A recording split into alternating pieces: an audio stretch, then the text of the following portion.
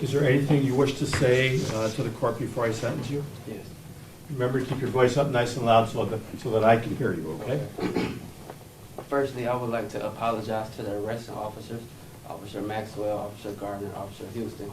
Like I said in the video, I've been a law-abiding citizen my whole life, and I'm extremely disappointed in myself, and I know I let a lot of people down, especially in my community, the younger kids that look up to me, and my precious mother who couldn't even make it here today because of how crazy this whole situation has driven her.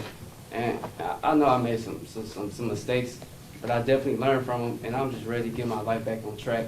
And once all this is resolved, Your Honor, I promise you that you will never see my face in the court of law ever again. Except maybe for jury duty. If that. Okay. All right. Okay. There was a sentence agreement that was reached in this particular case, and I'm going to follow the sentence agreement. And I thought about you, Mr. Appling,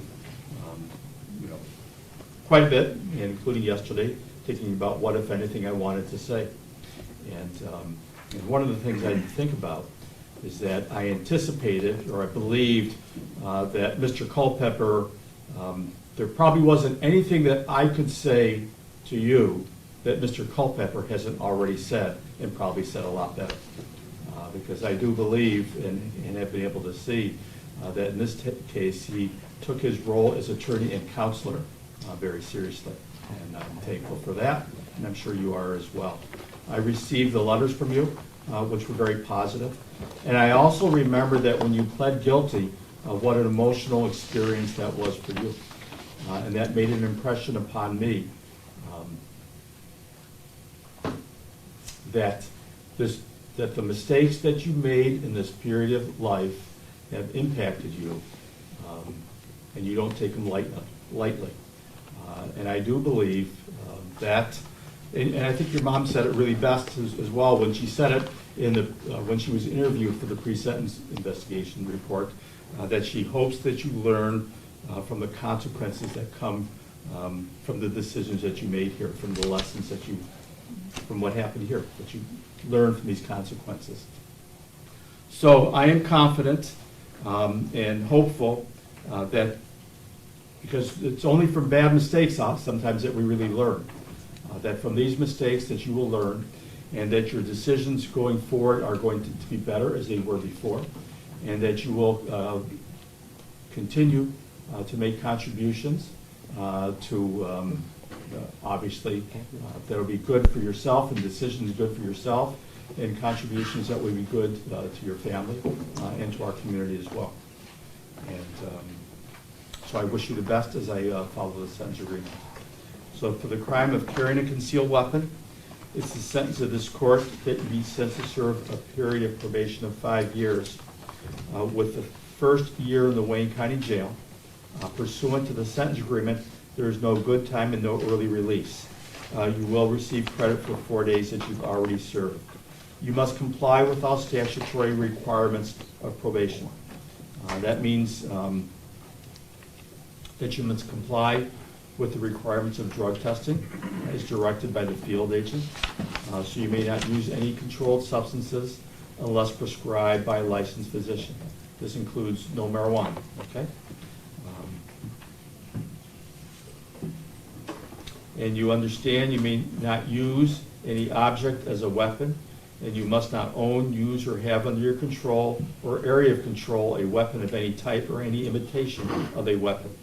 And you must not be in the company of anyone you know to possess these items. Pursuant to the requirements of probation, you must submit to a search of your person and property, including but not limited to your vehicle, residence, and computer, without need of a warrant if the field agent has probable cause to believe you have items which violate the conditions of your probation. You must make genuine efforts to find and maintain legitimate employment of a minimum of 30 hours per week unless engaged in an alternative program. You must comply with DNA testing and pay a $60 fee. There's $118 state costs, a crime victim's assessment of $130, a supervision fee of $600, and a court cost of $1,300. Is there anything I have forgotten to address?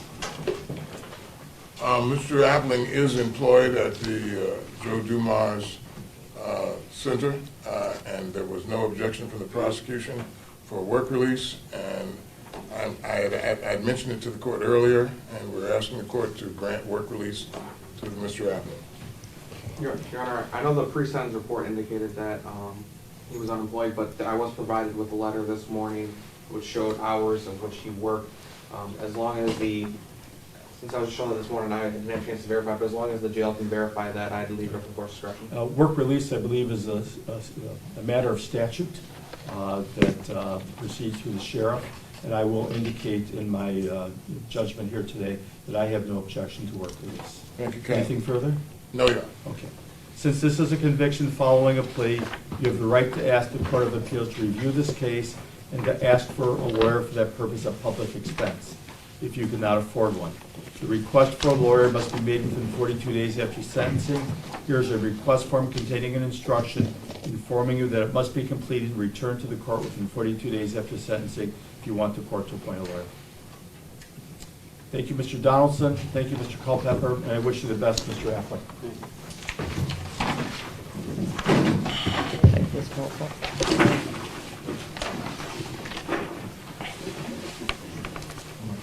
Almost put 7. Almost put, July. Almost.